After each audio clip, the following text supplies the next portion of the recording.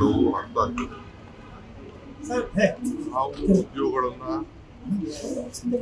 ವಾಪಸ್ಸು ಎಲ್ಲ ಯಶಸ್ವಿ ಕಾರ್ಯದ ಭರ್ತಿ ಮಾಡಬೇಕು ಅಂತ ನಮ್ಮ ಸರ್ಕಾರದ ಮೊದಲನೇ ಯೋಜನೆ ಪ್ಲಾನ್ ಹಾಕಿದ್ದೀವಿ.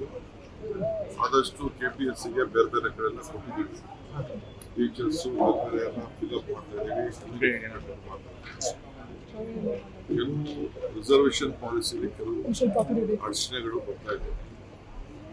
ಸೊ ಹಿಂದೆ ಬಿಜೆಪಿ ಗೌರ್ಮೆಂಟ್ ಅಲ್ಲಿ ಪಾಪ ಅವ್ರೇನು ಮಾಡೋಕ್ಕಾಗಲಿಲ್ಲ. ಬಟ್ ಬಹಳ ಸ್ಕ್ಯಾಂಡಲ್ಗಳಾಗ್ಬಿಡ್ತು ಬಿಜೆಪಿ ಗೌರ್ಮೆಂಟ್. ನಾವು ಸ್ಕ್ಯಾಂಡಲ್ಲೆಸ್ ಮಾಡಬೇಕು ಅಂತ ಟ್ರಾನ್ಸ್ಪರೆಂಟ್ ಮಾಡಬೇಕು ನಾವೆಲ್ಲ ಮಾಡ್ತಾ ಇದ್ದೀವಿ.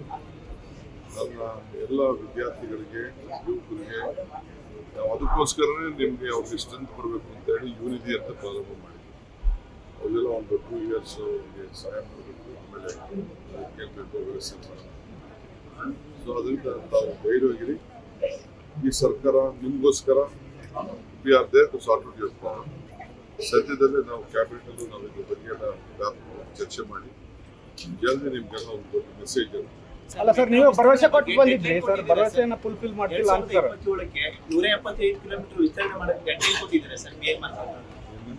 ಮೆಟ್ರೋ ವಿಸ್ತರಣೆ ಎಲ್ಲ ಸರ್ವೆ ಮಾಡ್ತಾ ಇದ್ದೀವಿ. ಅದು ಮಾಡ್ತೀವಿ. ವಾಟೆವರ್ ವಿ ಹ್ಯಾವ್ ಕಮಿಟೆಡ್ ಮೆಟ್ರೋ ಅದನ್ನು ನಾವು ಮಾಡ್ತೀವಿ. ಅವ್ರಿಗೆ ಹೇಳಿದ್ದೀವಿ, ತಗೊಂಡು ಮಾಡ್ತೀವಿ. ರಾಜ್ಯದಲ್ಲಿ ಸರ್ಕಾರ ನಮ್ಮ ಸೆಂಟ್ರಲ್ ಮಿನಿಸ್ಟರ್ ಭೇಟಿ ಮಾಡ್ತೀವಿ. ಡಬಲ್ ಡೆಕ್ಕರ್ ವಿಚಾರದಲ್ಲಿ ಸರ್ಕಾರ ಕೇಳ್ತಾ ಇದ್ದಾರೆ.